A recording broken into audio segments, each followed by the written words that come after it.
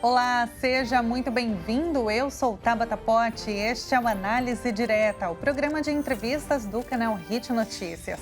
No programa de hoje, nós recebemos a médica veterinária Ana Soares, que acaba de lançar o 6º livro Eu e Meu Deus, após anos de carreira em reprodução assistida. O Análise Direta está só começando, não saia daí.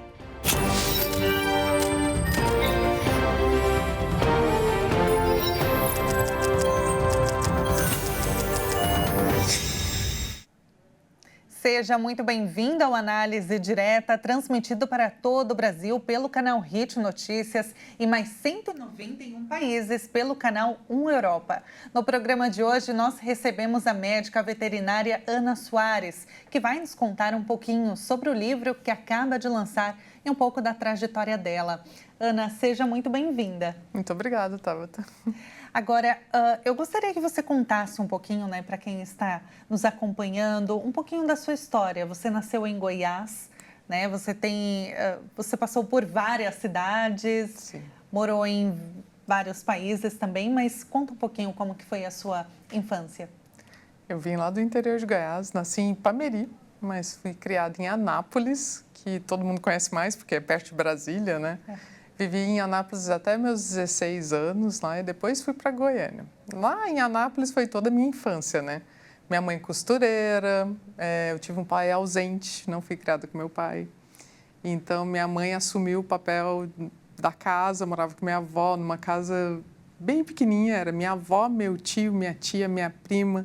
Dormi até os 9 anos na cama da minha mãe, porque era a única cama que a gente tinha, num quarto com um monte de gente, assim. Uma cômoda era o lugar para a gente guardar todas as roupas que a gente tinha. E ela costurava dia e noite, para manter a família, assim. Foi uma infância simples. Foi uma infância bem simples. Eu lembro, na primeira casa era aquele chão de vermelhão, assim, que encerava com enceradeira, assim, ainda manual, não era dessas elétricas, não, assim. Escovão se chamava. E como que foi? Vocês chegaram a passar alguma necessidade? O que isso trouxe para você de aprendizado?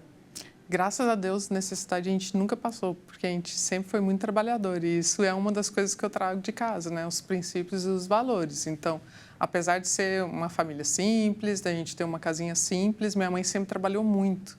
Ela nunca mediu esforços, então ela trabalhava dia e noite. Ela chegou a tomar aquele medicamento de caminhoneiro na época, que chama Ribite, não sei se alguma pessoa conhece, para trabalhar a noite inteira. Eu hoje, por exemplo, eu durmo com qualquer barulho, porque eu fui criada com barulho da máquina a noite inteira. Então, eu dormia no quartinho do lado, onde minha mãe costurava, e aquilo, quando eu falo a noite inteira, gente, era a noite inteira mesmo. Então, eu lembro assim, domingo era o dia de folga dela, que ela limpava a casa, fazia almoço ainda, lavava a roupa, lavava todo o quintal. Essa era a folga dela no domingo, porque de segunda a sábado, dia e noite, era costurando. Então, com esse dinheiro, ela sustentava a casa e ainda investiu em mim. Porque ela sempre falou assim, eu vou te dar coisas que a mãe nunca teve. Então, ela me dava uma escola particular, ela conseguia pagar além da comida, de tudo. Meu avô sempre foi muito presente e trabalhava numa fazenda, então ele trazia alimento da fazenda para casa, né? Trazia arroz, grão que ele plantava mesmo no sítio, que não era dele, ele era caseiro.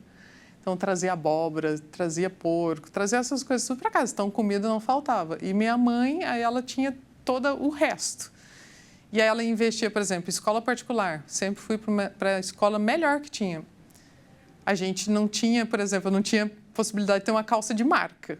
Na época, eu lembro que todas as minhas colegas na escola particular tinham calça de marca, tinha sapato de marca. Isso eu não tinha. Porque minha mãe que fazia minhas roupas. Porém, eu tinha uma escola particular. Fui alfabetizada aos 5 anos de idade em inglês e português ao mesmo tempo. Porque minha mãe falou assim, tem que ganhar o mundo, só aqui é muito pequeno para a gente.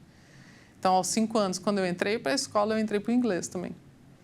Então, já foi o meu primeiro idioma ali com 5 anos. Ela foi supervisionária, assim, era uma coisa bem bacana de ver, assim, que me ajudou muito depois, né? Na época a gente não entende muito, porque 5 anos, né? Tipo, por que eu tenho que fazer inglês? Mas quando a gente aprende, assim, brincando, é muito mais fácil. Então, foi meu primeiro idioma aos 5 anos de idade. Dificuldade a gente passava, mas a gente venceu todas. E é isso que eu levo minha vida, assim, o tempo inteiro. Você, hoje, você vendo, assim, analisando a sua história, onde você chegou, né, até pensar em escrever um livro, né, para trazer isso para outras pessoas, você vê que tudo isso foi plantado ali, desde pequenininha. Com toda certeza. Até toda a minha relação por causa desse livro agora, né? Eu e meu Deus, é da igreja, do estar numa comunidade, de Deus, porque como eu te falei, né? Meu pai não era presente. E aí tem um fato interessante da minha infância. Quando eu fui para a escola com 5 anos de idade, meu pai não morava em casa. Minha mãe nunca falou mal do meu pai. Nunca falou nem bem nem mal, mas ele não existia na minha cabeça ali, né? Meu avô era minha figura paterna, que sempre estava presente, vinha final de semana para casa. Mas o pai, aquela figura do pai, não existia. E na época, foi um grande feito da humanidade, o primeiro bebê de proveta foi feito, lá em Londres. E minha mãe ouvia radinho o dia inteiro trabalhando. E acho que naquele radinho saiu a notícia do primeiro bebê de proveta do mundo. Eu sempre brincava embaixo da mesa da minha mãe, na caixa de retalho que ficava ali. Filha única, a gente tinha um quintal gigante e eu gostava de brincar ou no quintal ou embaixo da mesa da minha mãe. E eu escutei essa história de um bebê de proveta que tinha sido feito no laboratório.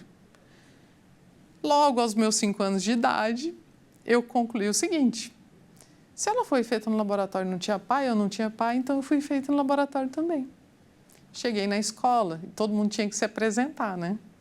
Primeiro, no prézinho, era, então, quem é seu pai? O que sua mãe faz? O que não... minha mãe é costureira. E o teu pai? Eu falei, não tem, sou de proveta.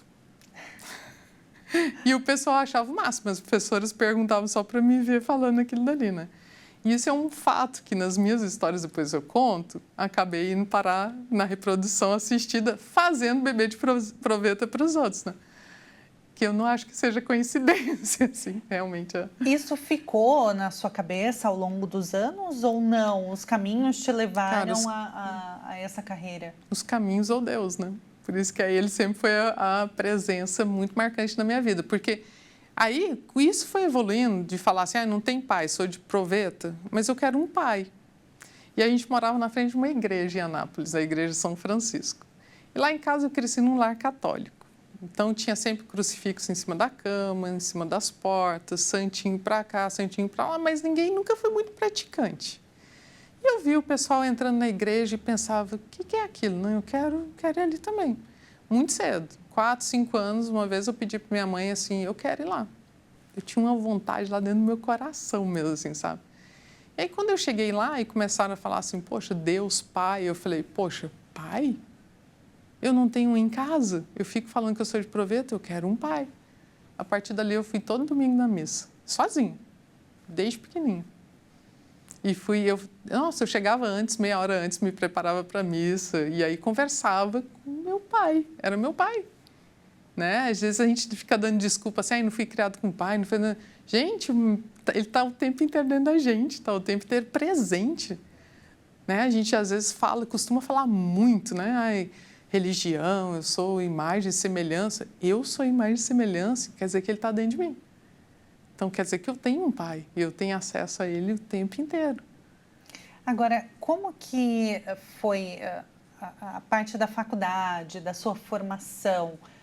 Você estudou em uma universidade pública, foi particular? Como que foi o processo? Engraçado que eu trago isso aí tudo lá daquele começo da infância, né? Que tu me perguntou. Com 5 anos que eu fui para a escola, como eu já falei, no primeiro dia de aula minha mãe falou o seguinte, então, hoje começa a tua carreira. A mãe não tem dinheiro para pagar uma universidade particular, então você vai ter que passar numa universidade federal. E hoje começa esse processo, até você se tornar a primeira doutora da família. Por um lado, houve uma certa pressão, né? Que depois, com o passar dos anos, eu fui sentir. Ali não. Ali eu peguei como se fosse um propósito. Eu estudar para passar numa universidade. Então, aos 16 anos de idade, eu entrei na Universidade Federal de Goiás. Com 16? Com 16 anos, eu passei no vestibular. Eu levei a sério. E aí, eu entrei na faculdade em Goiânia. Então, nós nos mudamos, na época de Anápolis, para Goiânia, para eu fazer a universidade. Eu era a caçulinha da minha turma, assim. completei 17, mas as pessoas já tinham 18, 19, tinha gente até mais velha, assim. Sempre fui a caçula de tudo. E como que você escolheu medicina veterinária, né? Você chegou a cogitar outro curso ou não? Isso sempre foi para você uma paixão? Sempre foi para mim uma paixão. Natureza, animal, assim. E tem um fato que me fez escolher isso aí, na verdade. Eu brincava muito no quintal, como eu já falei, né? Então, tinha um pessoal, uns vizinhos, que naquela época a gente não tinha celular, tá? Não tinha internet, então a gente inventava as nossas brincadeiras. E o pessoal, meus vizinhos, eram um pouco levados e brincavam de dar ou estilingada nos passarinhos ou tirim. Então, eles atiravam do lado do quintal deles e a gente tinha um quintal com muitas árvores frutíferas e as rolinhas, que é um tipo de pomba pequenininha, caía para o lado do meu quintal. E como eu estava sempre ali na natureza, eu ficava observando aquilo. Nossa, que horror, né? Com a asinha machucada, às vezes já morria de uma vez e tal. E eu fui criada ali meio aquele ambiente meio tipo roça, né? Vendo a minha avó matar frango, fazer frango para o almoço no domingo. Então, eu ajudava. Eu sempre fui muito curiosa, gente. Muito curiosa. Assim, cientista nata. Então, eu sabia já cortar frango, sabia quando meu avô trazia porco da fazenda, eu ficava olhando os órgãos. Eu sempre fui muito curiosa. Tem gente chamando meio de maluca, assim, né? E aí, eu resolvi operar as rolinhas que caíam para o meu lado. Porque eu falei, eu não vou deixar elas morrerem. Eu tinha 5 anos. Então, eu peguei a agulha de frango da minha avó, do frango recheado, peguei a tesoura mais afiada da minha mãe da costura, peguei o metiolate da minha avó escondido e comecei a operar as rolinhas atrás do abacateiro. Foram várias que não se salvaram, mas uma salvou. Então, eu cuidei dela escondido por muito tempo, porque eu não podia contar, que eu tinha pego tudo escondido para operar as rolinhas, né? Então, eu escondi, ela se recuperou e tudo. Teve um final triste, porque no final das contas o gato da vizinha comeu ela, porque ela não conseguia mais voar. Porém, eu salvei a rolinha. E a partir dali eu falei que eu ia ser veterinária de passarinhos. Ali Isso, começou em meados de 1980. Que bacana, muito interessante. 80, 81 por ali, assim. A gente vai falar daqui a pouquinho sobre como que foi o seu processo no curso de graduação, mestrado, até chegar no doutorado. A gente vai fazer um rápido intervalo e na volta a gente continua o nosso bate-papo com a Ana Soares. Não saia daí.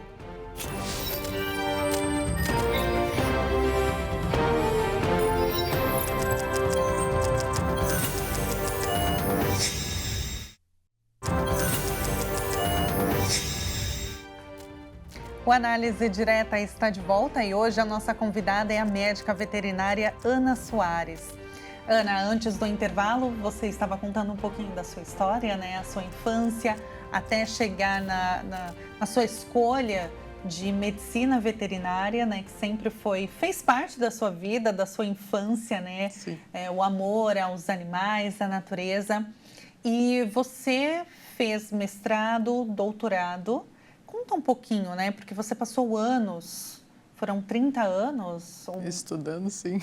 É bastante tempo estudando, muito né? tempo, bastante né? tempo. Na área científica, podemos dizer assim? Científica, com certeza, sim. Conta um pouquinho. A faculdade veterinária são 5 anos, né? E aí depois eu fui fazer meu estágio curricular na França. Porque isso também foi uma coisa visionária da minha mãe, que ela descobriu que tinha um pessoal que poderia ir para a França fazer isso. O único requisito necessário para isso seria fazer francês. Então, quando eu estava no 3º ano de faculdade, eu fui fazer francês, a pedido da minha mãe. Então, fiz francês, me candidatei a um estágio e, assim, antes de acabar a faculdade, se faz o estágio curricular. Fui parar na França para fazer com reprodução animal. Nesse caso, ainda animal. Então, fui para lá e acabei trabalhando com as melhores equipes de reprodução animal do mundo, assim, onde tudo surgiu, onde todas as descobertas da reprodução aconteceram, assim. Então, trabalhei lá na França, em Paris, por 6 meses e voltei. Quando eu já voltei com um convite para ir para Porto Alegre fazer meu mestrado, porque um professor da Universidade Federal do Rio Grande do Sul me conheceu lá na França e falou, eu te quero de chefe do meu laboratório. Então, eu deveria voltar para ir para Belo Horizonte, onde eu já tinha um mestrado com bolsa. Eu já deixei organizado, vou para a França, volto e faço meu mestrado em Belo Horizonte. Com esse convite, eu joguei tudo para o alto e acabei, ao invés de indo para Belo Horizonte, fui para Porto Alegre, no Rio Grande do Sul, sem bolsa, por amor à ciência. Então, foram 2 anos bem difíceis, sem bolsa, porque acabei abdicando de uma garantia que eu tinha financeira, mas, por outro lado, eu vi uma garantia de carreira, de estar com os melhores do Brasil. Não que Belo Horizonte fosse menos, mas esse laboratório de Porto Alegre, ele é realmente pioneiro assim, no Brasil. Então, eu optei, tá, um tem bolsa, o outro tem uma chance de crescer muito rápido. Acabei indo para Porto Alegre. Lá em Porto Alegre, como eu não tinha bolsa, eu tive que fazer algum bico. Aí que eu fui parar na reprodução assistida de humanos. Porque muita gente não sabe, mas a veterinária e a biologia é que assume essa parte de humanos, da parte do laboratório de embrião. Porque quem começou fomos nós veterinários no laboratório. A gente não pode fazer experiência, né, com um gameta humano. Então, tudo foi feito com os animais primeiro, com bovino, com camundongo, para depois ser passado para a parte humana. Então, a gente domina, os veterinários dominam essa área da reprodução assistida dentro do laboratório. Então, tem a parte que os médicos fazem e a parte que os veterinários fazem no laboratório. Hoje já tem o pessoal da biologia, da bioquímica, já tem curso específico para isso.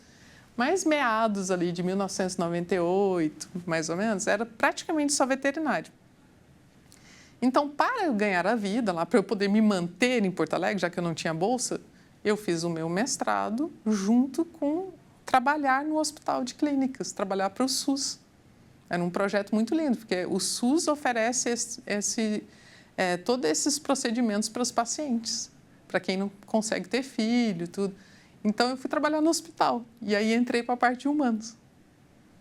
E aí, isso é tão gratificante que, ao invés de você trabalhar para um animal, fazer para fazenda e tudo, você via aquelas mães ali te agradecendo a chance de poder ter um filho, assim, né?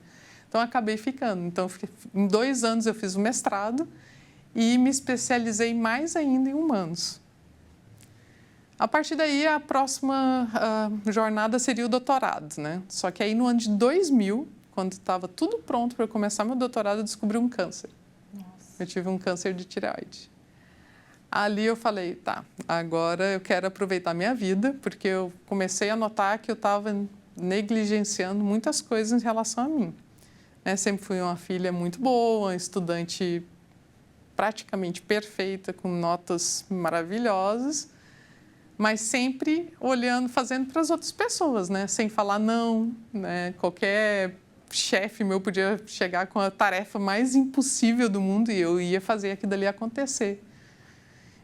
E eu poderia ter falado não várias vezes, porque às vezes nem é da sua ossada, alguma coisa, mas eu sempre falava sim, sempre fazia com maestria. E ali eu vi que assim, tive um câncer da tireoide é um sintoma de quem não está falando muitas coisas, de quem não está dizendo não, perde a voz, dando limite, perder a voz e tudo. Então, ali, quando eu notei isso, eu falei, não quero mais fazer doutorado, agora eu vou curtir minha vida. Vou dar uma pausa na minha carreira e vou curtir minha vida. Então, ali foi uma guinada, porque, na verdade, eu comecei a ficar só com a reprodução assistida, sem fazer mais nada da carreira. Já estava muito feliz de estar ajudando todas aquelas mulheres ali, né? Até que surgiu um convite para fazer o doutorado na Alemanha. Eu ia voltar para a França, porque eu já tinha os contatos lá, né? Então, mas eu resolvi, não, agora eu vou para a Alemanha, porque era uma coisa nova, na época não tinha mais bolsa para a França, o governo do Brasil tinha cortado tudo. Falei, tá, aceita esse desafio. Não sabia uma palavra em alemão, gente. Falei, tá, aceita esse desafio.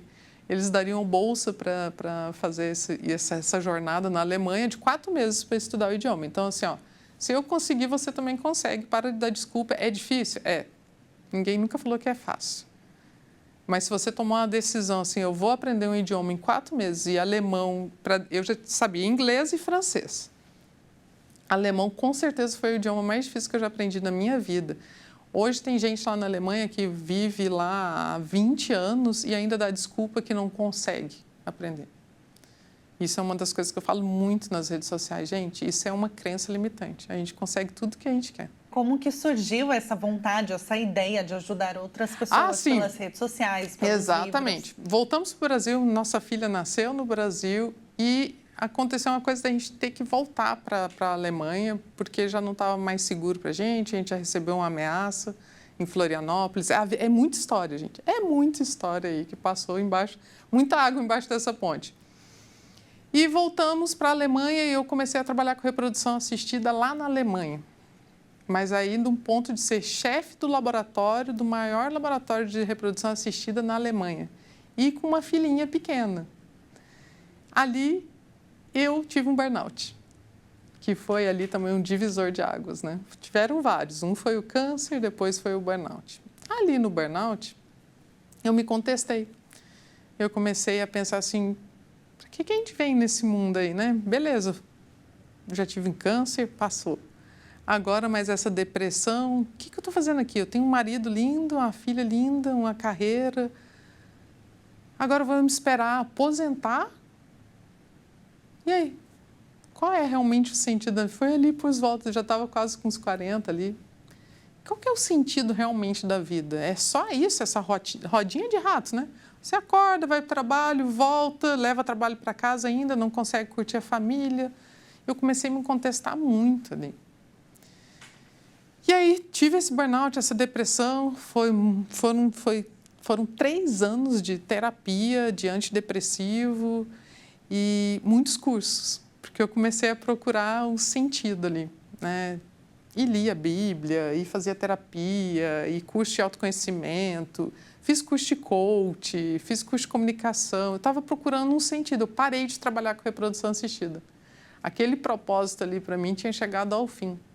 Eu queria ser dona de casa, eu queria ser mãe presente e esposa. Ali eu contestei realmente tudo que eu tinha feito até ali. Porque realmente eu fiz por mim, era uma carreira que eu queria seguir, sim, mas eu fiz também pela minha mãe lá atrás. Lembra quando eu falei dos 5 anos, quando eu escutei que isso aí era a minha missão? Então ali eu dei essa missão como cumprida. Eu tinha sido excelente até ali nisso, mas eu não queria mais fazer aquilo para a minha vida, não fazia mais sentido. Eu queria ser esposa e mãe dedicada. Inclusive, eu fui no psiquiatra a primeira vez, né? E eu contei isso para ele e ele falou, a senhora está louca? Eu falei, eu acho que por isso que eu estou aqui no psiquiatra. Mas se o senhor não me entender, eu vou procurar outro. Obrigada. E ali eu fui atrás disso. E em uma dessas mentorias que eu fiz de autoconhecimento, eu escutei uma frase assim, a sua história pode salvar vidas. E eu pensei, poxa, a minha história pode salvar vidas. Porque eu sempre tive essa vontade de ajudar pessoas, sempre gostei muito de gente, sempre gostei de falar, sempre escrevi muito, porque eu escrevi meu mestrado, meu doutorado, vários artigos científicos, livro de professor. Gente, os professores da universidade, muitas vezes, né, só assinam o livro no final. Quem faz é o assistente que está do lado, muitas vezes. Então, eu já tinha escrito muito. Sempre tive essa paixão por ler e escrever. Eu vou escrever um pouco sobre a minha história para ajudar as pessoas. Com isso, veio a rede social também, porque eu não tinha nem o WhatsApp na época. Então, tudo começou por volta ali de 2019, 2020. E foi muito rápido. Foi muito rápido. Então, essa transição de carreira não veio por conta da pandemia, por exemplo. Foi antes mesmo, por conta do burnout, que te motivou a Foi por causa do burnout. Traçar um novo rumo, né? A motivação foi o burnout ali, que acabou, interessante aqui, acabou culminando na época da pandemia. Então, na época da pandemia, eu estava em casa escrevendo meus livros, lançando os livros, fazendo mentoria para ajudar outros escritores. E aí, quando eu vi a necessidade, eu fundei minha própria editora, que chama Flow, que é para fluir desde a nossa fonte, do nosso Deus maior até o coração do leitor. Então, foi tudo junto na pandemia, mas começou com o burnout, que foi essa divisão de águas, foi realmente uma transição de carreira. E hoje eu falo muito sobre isso, porque tem tanta gente infeliz na carreira que está e acha que aquilo dali é a única opção que tem. Com certeza. Mas a gente pode recomeçar todo dia, gente. Ana, a gente vai fazer um intervalinho. Quem está nos assistindo, toma um copo de água, volta aqui e a gente continua o nosso bate-papo com a Ana Soares. Não saia daí, o Análise Direta volta já já.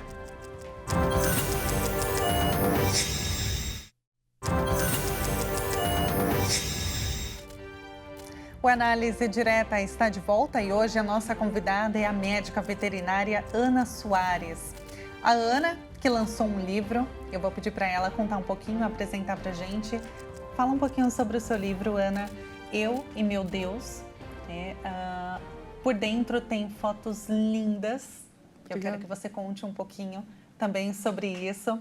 De onde veio a inspiração, né? Eu acho que o título já diz, né? Já diz muito. Mas eu quero que você conte um pouquinho para a gente sobre o livro. Eu e Meu Deus é o meu 6º livro.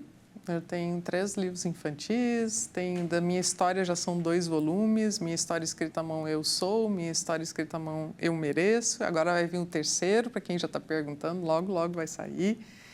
E esse aqui agora, ele veio com uma inspiração muito legal, porque assim, eu tenho uma filha e hoje ela tem 16 anos. E a gente sempre fez orações antes de dormir, em casa, na mesa. A gente sempre teve essa rotina em casa de fazer oração.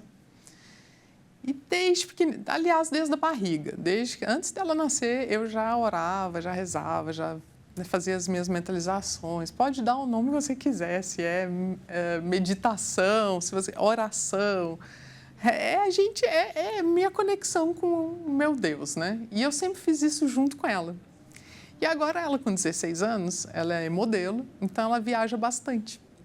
E um dia, a primeira viagem que ela ficou 1 mês fora de casa, ela me ligava todas as noites e me falava assim: mãe, pode ler aquele pedaço da Bíblia que eu gosto? Pelo áudio do WhatsApp e me mandar? Porque ela queria escutar eu falando aquela oração com ela, para manter essa conexão nossa de família, né? Então eu rezava com o WhatsApp e mandava para ela. Dali me surgiu a ideia seguinte: por que eu não pego esse ritual nosso e transmito para ela também? Para outras pessoas, não só para minha filha, compartilhar com a minha filha, mas para o mundo. Porque isso une tanta família, a gente não tem noção do que é rezar junto. E aí, como ela estava viajando, eu pensei, tem que ser um formato pequenininho, para caber dentro da bolsa, para você levar para onde for. Então, eu coloquei nesse livro, todas as orações que eu sempre fiz com a minha família em casa. Toda a nossa rotina de oração, toda a nossa conexão de Deus. O amor está em guerra nesse mundo, né? Hoje em dia se vê tanta atrocidade, né? E o que eu queria trazer com esse livro? O que a gente faz em casa que funciona para nós, para a nossa família. Eu já estou com mais de 20 anos de casada, né? Minha filha tem 16 anos e é uma pessoa que acredita em Deus, que fala de Deus para as amigas dela que não conhecem Deus. Lá na Europa, na Suíça, na Espanha, na Alemanha tem uma falta tremenda. No Brasil também, mas fora, gente, a situação está crítica. Então, eu cansei de ouvir testemunhos da minha filha falando assim: mãe, minhas amigas, meus colegas na escola não conhecem Deus. Eles não têm isso na família. Então, eu falei assim, por que eu vou ser tão egoísta e deixar essa rotina que eu faço com ela e com a minha família só em casa? Por que eu não coloco isso no livro?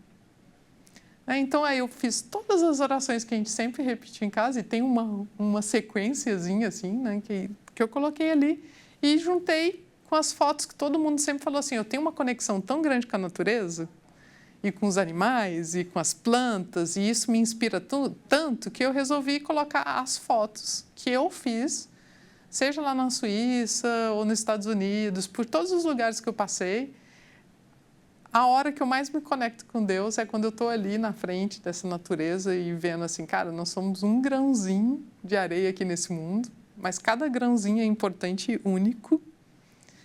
E por que não compartilhar isso com as pessoas? Daí eu fiz ele pequenininho, para caber dentro da bolsa, para todo mundo levar e conseguir orar junto com a família. Ou se está no ônibus, pode tirar ali, dar uma lidinha, né? Lembra?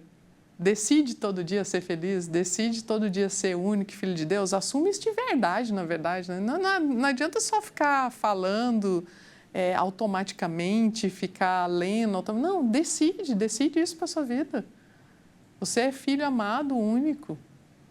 De verdade, aceita, recebe, agradeça. Você falou sobre as fotografias, né? A gente mostrou na tela. Eu vou pedir para colocar de novo, para você contar um pouquinho. As fotos são da sua autoria, né? Você diz que durante as suas viagens, seu momento de se conectar com Deus, você tirou essas fotos, imaginou cada um desses textos que você escreveu. Essas fotos, elas foram propositais com cada... Com cada oração? Com sim. cada oração. Sim, com cada oração, sim. Tipo, esse é agora que está mostrando que esse é um pôr do sol em Lucerna, na Suíça, por exemplo. Lindo. O fogo violeta, né? Gente, o céu fica realmente violeta. Uma vez até a minha sogra falou, viu uma pintura e não acreditou, mas é essa cor. Então, gente, tudo que a gente fala, tudo que a gente vive, tá aí, é porque Ele fez. Então, quando a gente fala a cor violeta, tá ali, gente, tá no céu. Só que as pessoas hoje estão num ritmo tão hipnótico que elas não conseguem enxergar, né? Então, assim, eu quis colocar as orações e as fotos para vocês verem. Tá aí, é só a gente abrir os olhos e enxergar. Às vezes a gente vê e não enxerga. A gente ouve e não escuta. Tá tudo aí. Se a gente se juntar com a natureza, a gente já está conectado com Deus o tempo inteiro. E quem não ouvir, né, a sua história, o porquê que você fez a transição de carreira, vai pensar como o psiquiatra, né, que falou, você está louca. Tá louca. Como assim largar anos de carreira, uma carreira muito bem consolidada, né, em diversos países, experiências incríveis que você teve, né, essa posição que você chegou na Alemanha, né, o maior laboratório de reprodução assistida. Então, largar uma carreira consolidada como a que você teve, né, realmente parece assim, loucura. A loucura.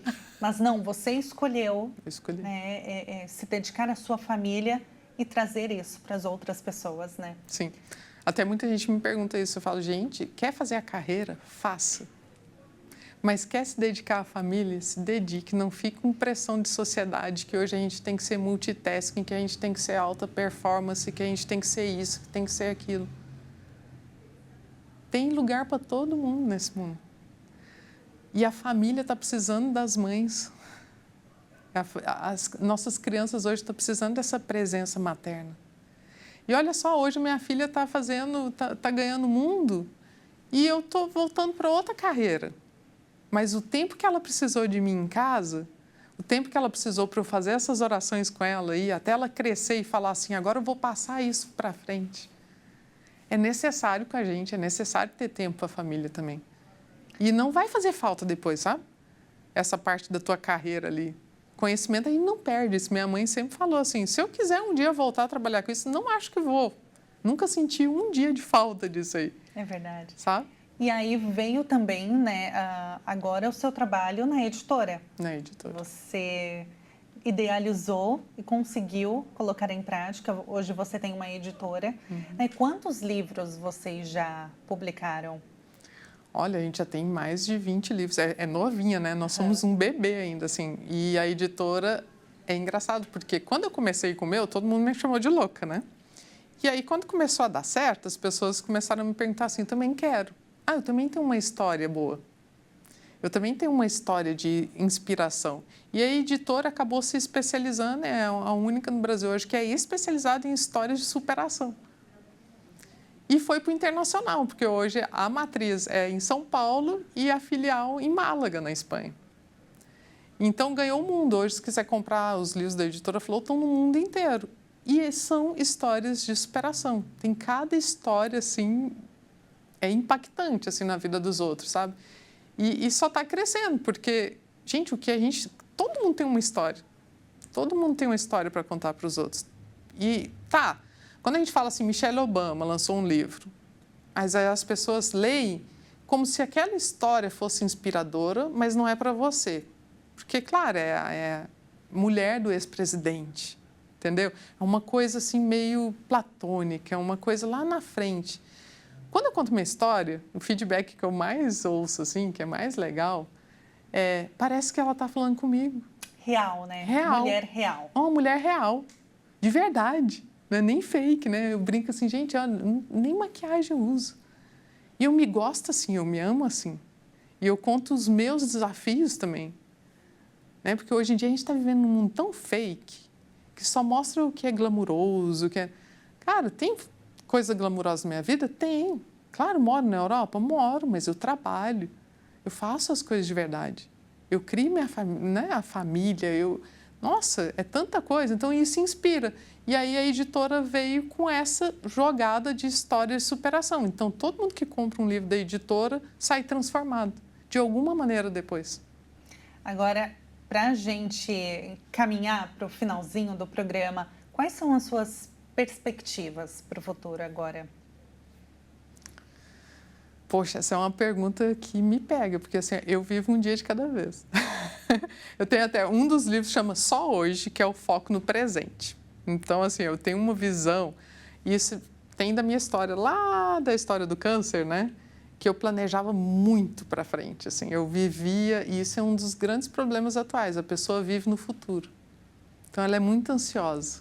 Em vez dela viver hoje bem vivido, ela já está pensando, amanhã, segunda-feira, mês que vem, ano que vem. Esse mês já acabou. Eu escutei isso semana passada, gente. Não, esse ano já acabou. Falei, como já acabou? Ainda não acabou ainda não, gente. Não acabou nem o dia. Então, assim, perspectivas, continuar escrevendo, né? Quantos livros? Não sei, eu acho que centenas, porque cada coisa que acontece comigo é inspiração e eu tenho vontade de escrever. E eu acho que pode ajudar as outras pessoas, né? Cada vez mais livros para a editora e continuar ganhando o mundo, mas um dia de cada vez, sem ficar ansioso.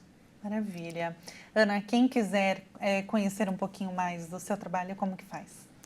Olha, estou nas redes sociais, né? Acabou viralizando aí alguns vídeos e aí cresci bastante. É a Ana Soares, escritora, Soares com U e com Z, tudo emendado. Ana Soares, escritora. Vai lá que aí você vai ter informação da editora, dos meus livros, você acha tudo lá.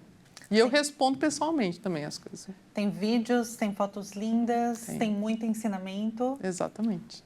Ninguém pode perder. Não, estou esperando lá. Ana, muito obrigada. Foi um prazer te receber, ouvir a sua história e aprender com você. Prazer é meu. Muito obrigada também. Se você quiser rever este programa, acesse o nosso canal no YouTube, Jornalismo Hit TV. O Análise Direta fica por aqui. Muito obrigada pela sua companhia, pela audiência e até a próxima.